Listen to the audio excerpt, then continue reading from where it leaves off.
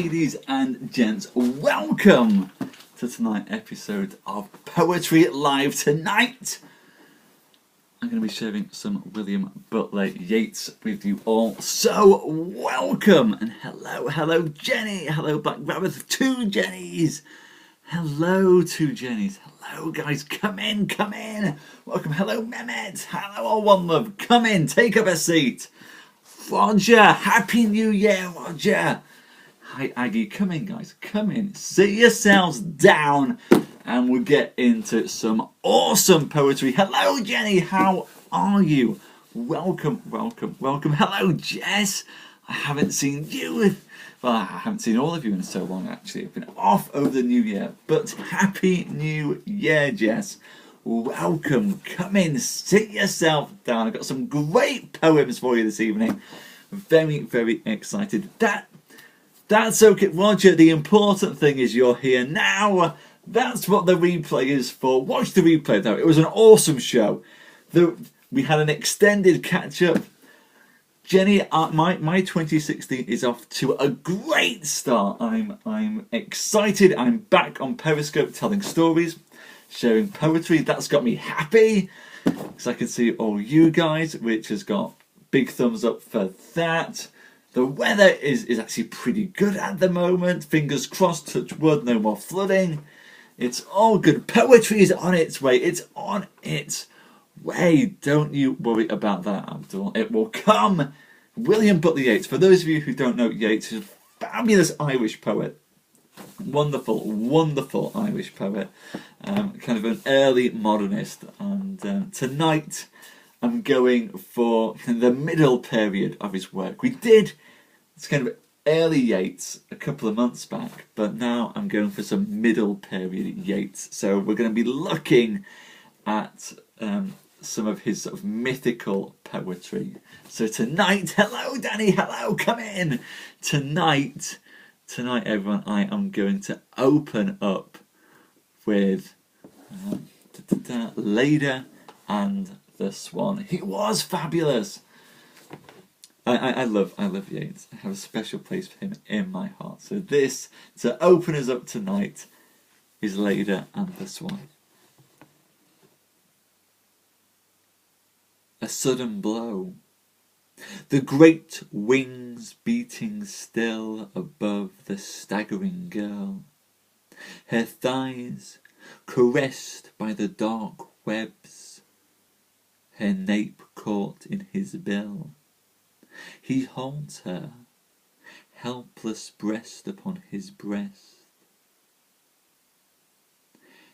How can those terrified, vague fingers push the feathered glory from her loosening thighs? And how can body laid in that white rush but feel the strange heart beating where it lies?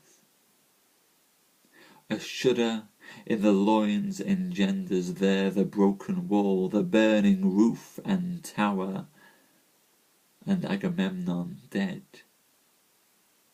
Being so caught up, so mastered by the brute blood of the air, did she put on his knowledge with his power before the indifferent beak could let her drop. Happy New Year, Beth! That is Leda and the Swan. Leda and the Swan. Very erotic, Jenny. For those...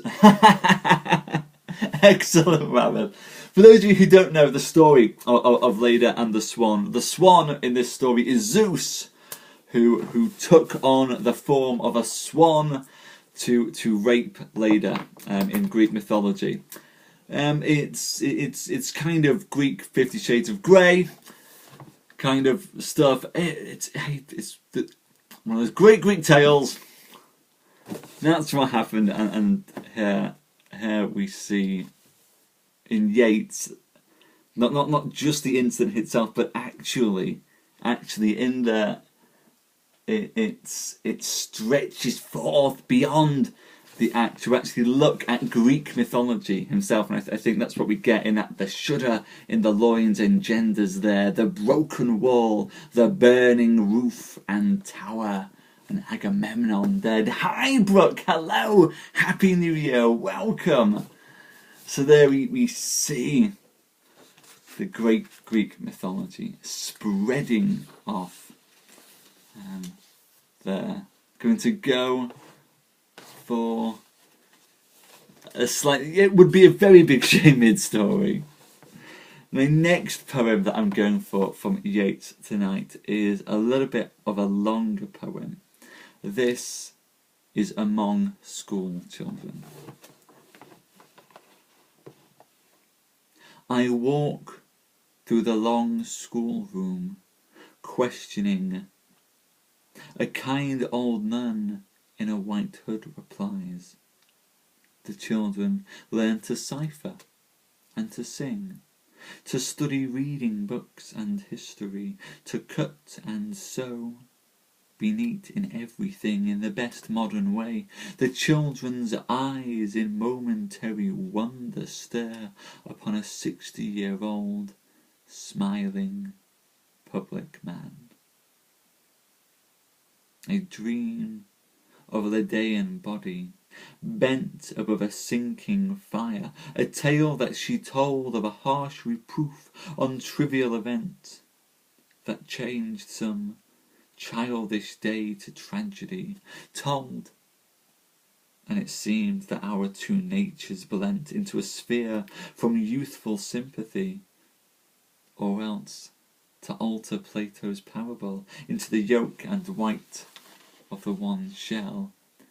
And thinking of that fit of grief or rage, I look upon one child or t'other there, and wonder if she stood so at that age. For even daughters of the Swan can share something of every paddler's heritage, and had that colour upon cheek or hair, and thereupon my heart is driven wild. She stands before me as a living child. Her present image floats into the mind. Did Quattrocentro finger fashion it, hollow of cheek, as though it drank the wind, and took a mess of shadows for its meat? And I, though never of the Lydian kind had pretty plumage once, enough of that. Better to smile on all that smile and show there is a comfortable kind of old scarecrow. What youthful mother, a shape upon her lap honey of generation had betrayed, and that must sleep, shriek, struggle to escape, as recollection or the drug decide, would think her son, did she but see that shape with 60 or more winters on its head, a compensation for the pang of his birth, or the uncertainty of his setting forth. Plato thought nature but a spume that plays upon a ghostly paradigm of things. Soldier Aristotle played the taws upon the bottom of a king of kings. World-famous, golden-thighed Pythagoras fingered upon a fiddlestick of strings what a star sang, and careless muses heard. Old clothes upon old sticks to scare a bird. Both nuns and mothers worship images, but those the candles light are not as those that animate a mother's reveries. They keep a marble or a bronze repose, and yet they too break hearts.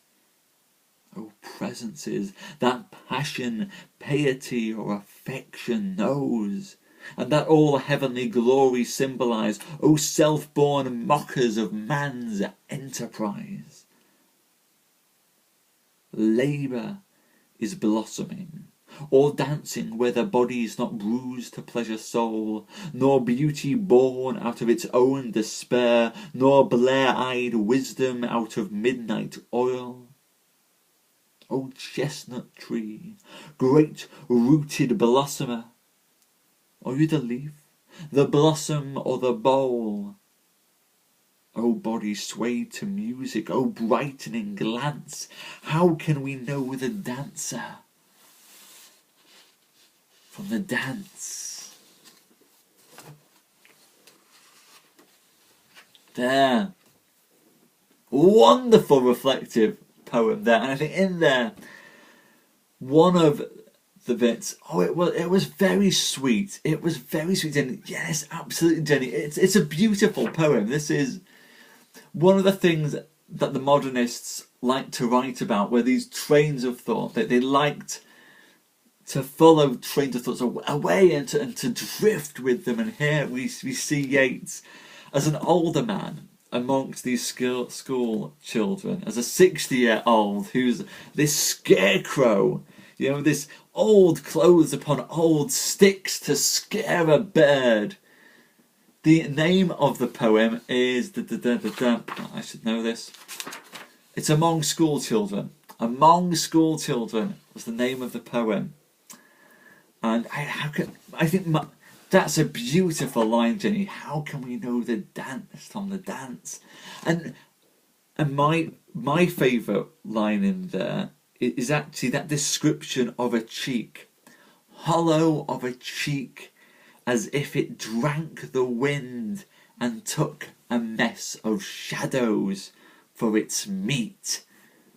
I mean, how is that for describing sort of a hollow chin? As if it drank the wind and took a mess of shadows for its meat.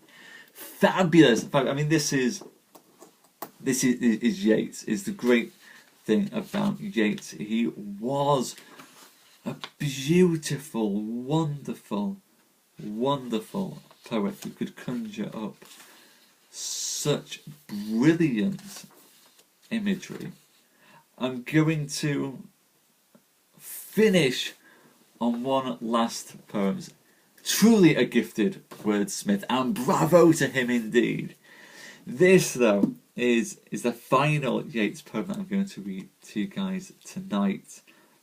And it's called All Souls Night. Midnight has come, and the great Christ Church bell and many a lesser bell sound through the room, and it is All Souls Night, and 2 long glasses brimmed with muscatel bubble upon the table. A ghost may come, for it is a ghost's right. His element is so fine, being sharpened by his death, to drink from the wine breath, while our gross palates drink from the whole wine. I need some mind that, if the cannons sound from every quarter of the world, can stay wound in minds pondering, as mummies in the mummy cloth are wound. Because I have a marvellous thing to say, a certain marvellous thing. None but the living mock, though not for sober ear. It may be all that here should laugh and weep an hour upon the clock.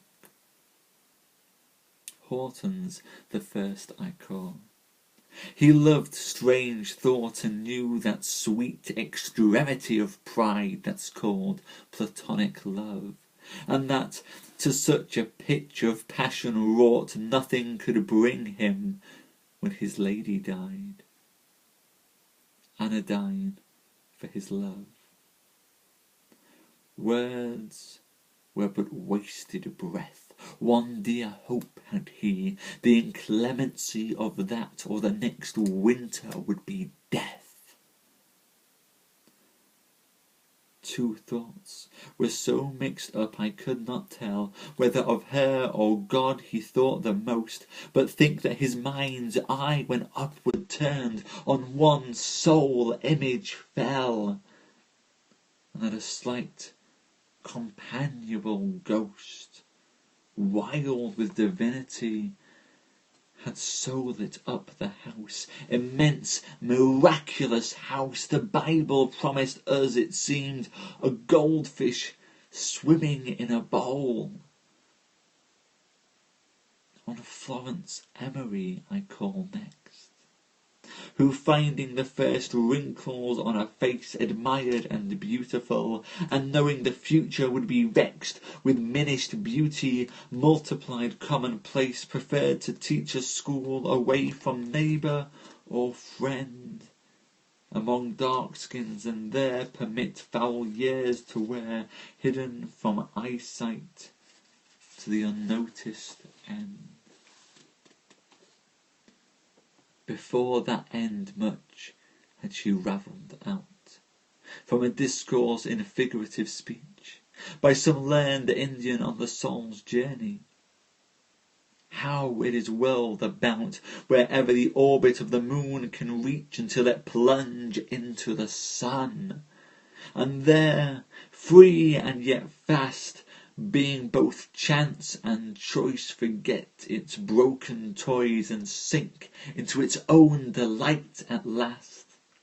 And I call up MacGregor from the grave, for in my first hard springtime we were friends, although of late estranged.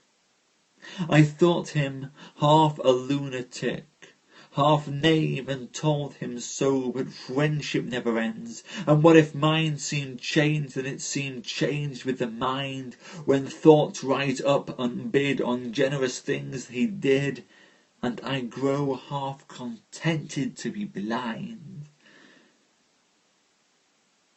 He had much industry at setting out, much boisterous courage, before loneliness had driven him craze.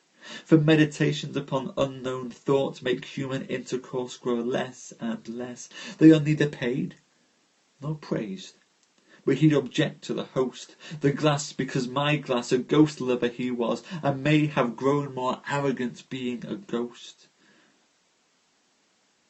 But names are nothing. What matter who it be, so that his elements have grown so fine, the fume of muscatel can give his sharpened palate ecstasy. No living man can drink from the whole wine. I have mummy truths to tell, whereat the living mock, though not for sober ear, for maybe all that hear should laugh and weep an hour upon the clock. Such thought have I that hold it tight till meditation master all its parts. Nothing can stay my glance, until that glance run in the world's despite to where the damned have howled away their hearts, and where the blessed dance.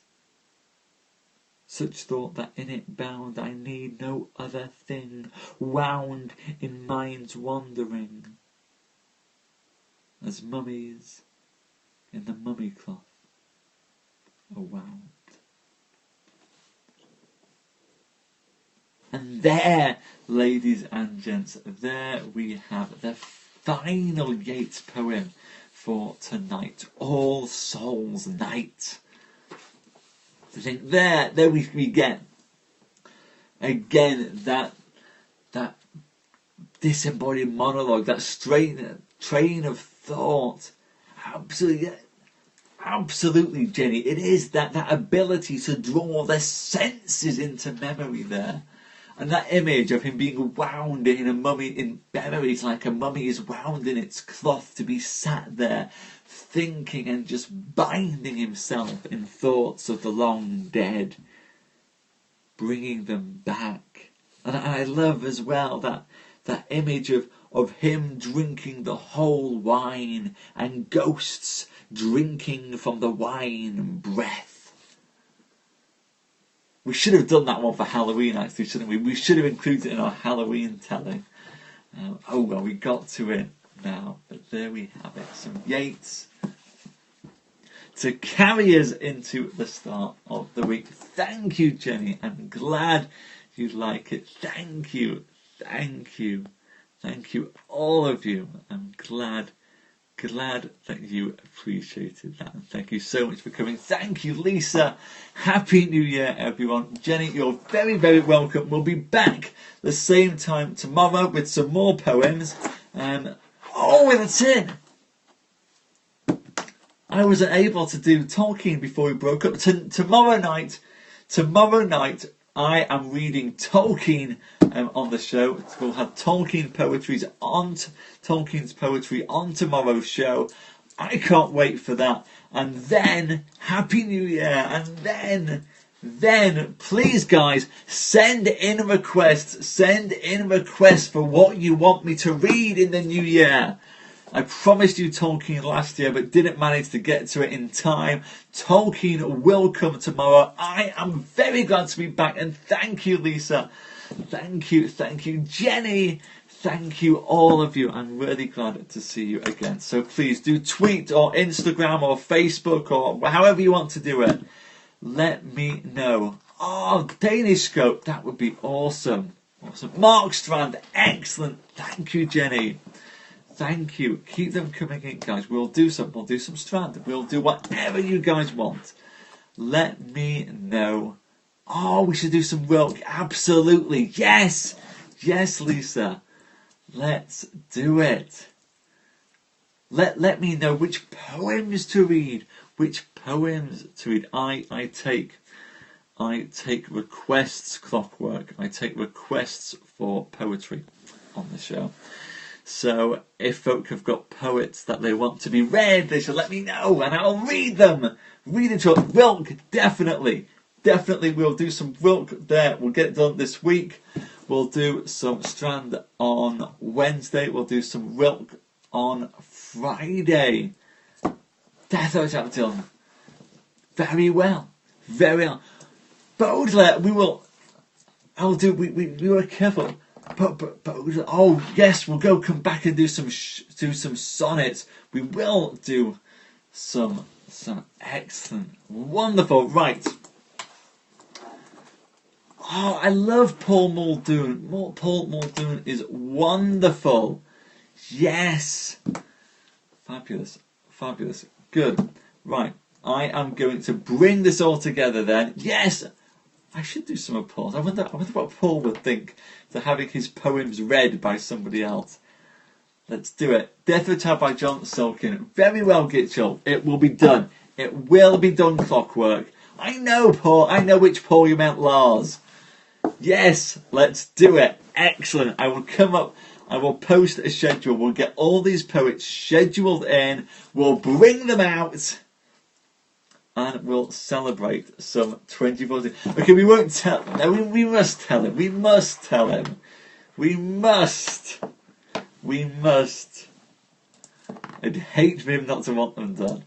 But we will tell him. Bring them out. Yes, we'll get into 2014 with some fabulous poems. I will get a schedule drawn up with all those poets. And let's get into it. I'm very, very happy to be back, guys. Thank you so much for coming out tonight and joining me for this. Thank you so much for sharing this with me. It's been wonderful. Oh, I love Eliot.